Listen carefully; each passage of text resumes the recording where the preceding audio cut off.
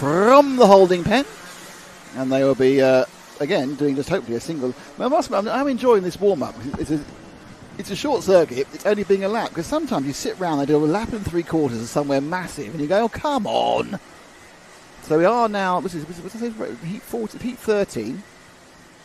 And we are on one full start. So 1 for 12 at the moment. So we've had more red flags than full starts so far. It's a good start to the day, though, isn't it? Yeah. It's been a much more organised and efficient running by everybody. I kind of think the rules are ringing in people's ears. It'd be interesting to see if when we get to Wardenlaw they remember any of it in a few weeks' time for round 4. But they've certainly had a very good stern talking to following the fun at Fullbeck. Okay, here we go. So Josh Priest in the 666. The number of the beastly driving, I expect. And next to him is the 40 of Jamie Kirkbride. They put the power on. Looks like a good start to me. Everyone's happy with it, and they already shuffle in to get a position to Billy's blind, but our leader will remain, the 666. And I think the 40 also retains second. Is that Guy Cunnington colours he's in there? Yes. In the 40. And that's Kirkbride behind Priest. Briley, and they all know up the lead. That was a move there. Nice one for Kirkbride. Yeah, as the rest of the field streams through the hairpin, it is, isn't it? It's Jamie Kirkbride. Even I missed that one.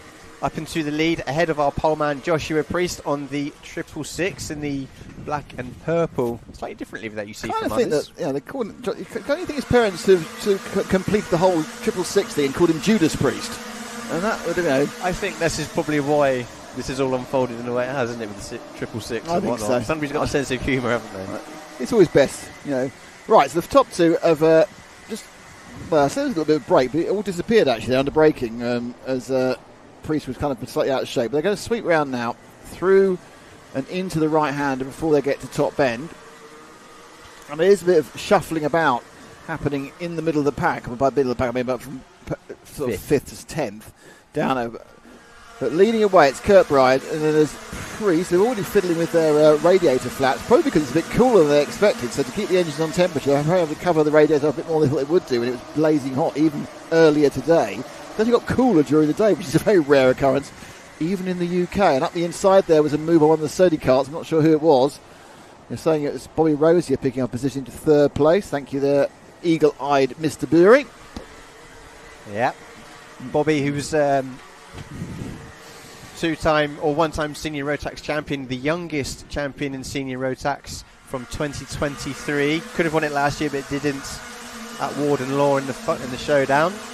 He's up into 3rd and will be looking to get past Joshua Priest, well, reasonably quickly, because he can't afford to let Jamie Kirkbride get away from him. Whereas there is a little bit of a gap opening, isn't there, at the front of this race now, as I head into the hairpin one more time. Yeah, you got Rafi Celentano lost a couple of positions last time. Reece Green also got passing. So it's Reece Coons in the blue and white cart that's chasing up the Sodi 49 of Rosier. Priest in the 666 black machine and purple. But the point is, I think the point that's probably slightly concerning everyone who isn't called Joshua Priest is the way that Jamie Kirkbride's moving away.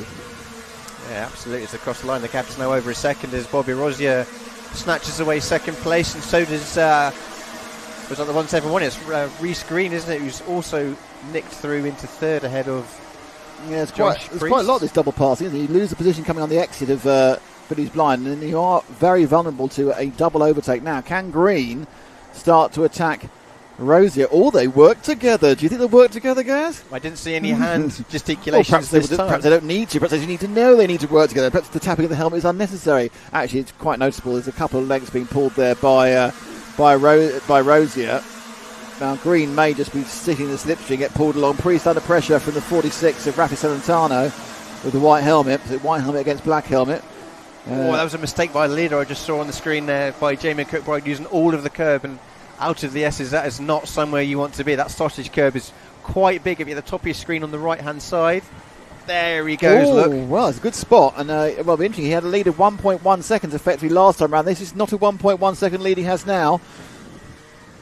No, so he goes across the line now. He flips over now. That's the 46 of 5th place. So Kirkbride's lead goes down. He's lost half his lead. He's down a half a second. There he is in the Cunnington car.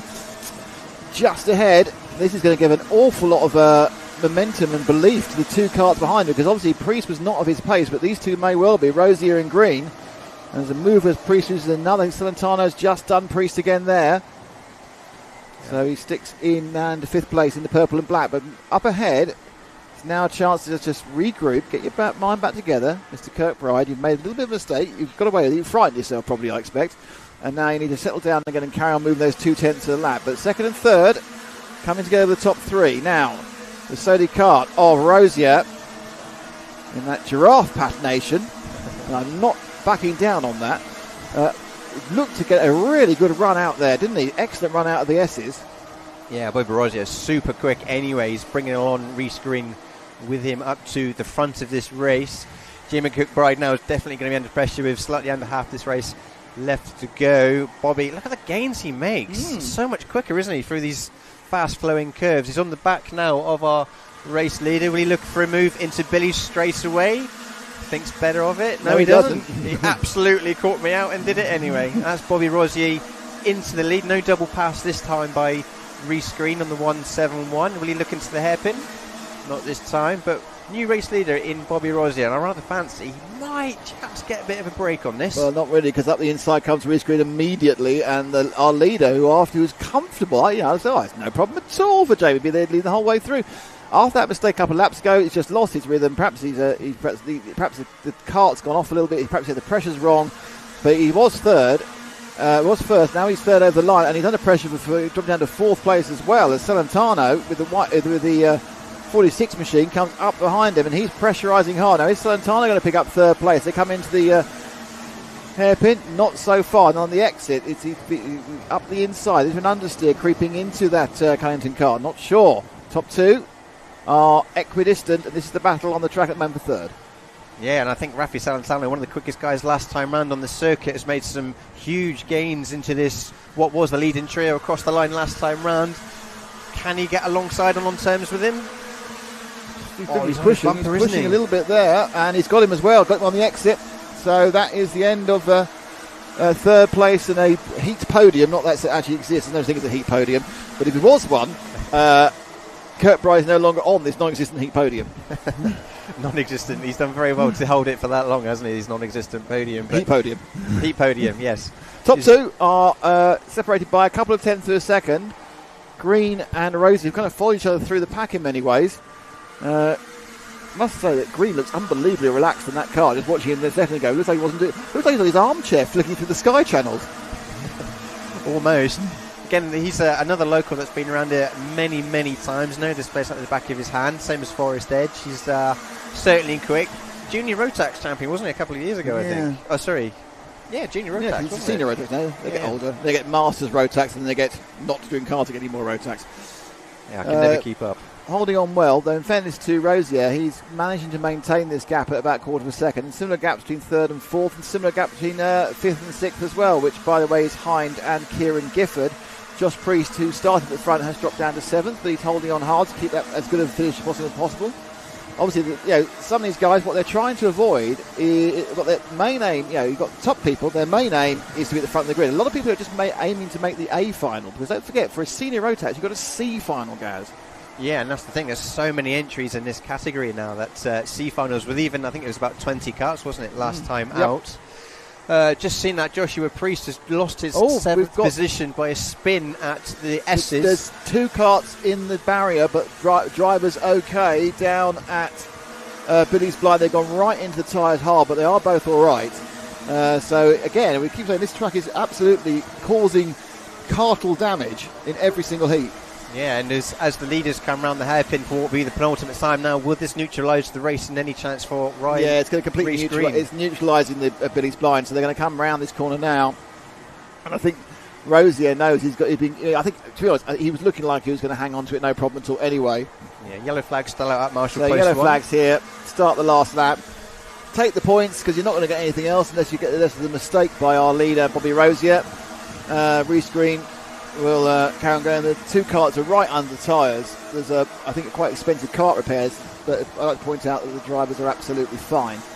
Well, they're walking away annoyed, but they're fine apart from that. So coming over the line now, any second now, will be Bobby Rosier. Yeah, Bobby was at a fantastic. Yeah, he's made some 3 places. Reese Green has come through and made some 7 places from his 9th on the grid, 8th on the grid. And it is Bobby Rosier for his first win of the day in Senior Rotax Heat 5. Reece Green does follow him across. It's Rafi Celentano in third. Our pole man, Jamie Kirkbride, who had that huge shimmy over the curb, picks up fourth position. Another mover, some 11 places. In fifth is Kieran Gifford. JJ Hind is sixth. Billy Voot is seventh. Melissa Adrian picks up eighth position. Dylan Briley and Finley Underwood are the top 10. As we have a look down further, Ben Harper made some 13 positions and finished in 11th. Alexander Campbell, Ollie Varney, Jack Maymond, Maxim Smith, Jamie Burt, Harvey Quick, Ashton French, Jacob Hobbs and William Eberhardt are your top 20. So plenty of Paul. Can you, I was about to say, Paul, can you put put the carts that are being rescued? No one's being hurt, so we can look at rescued carts. That's fine.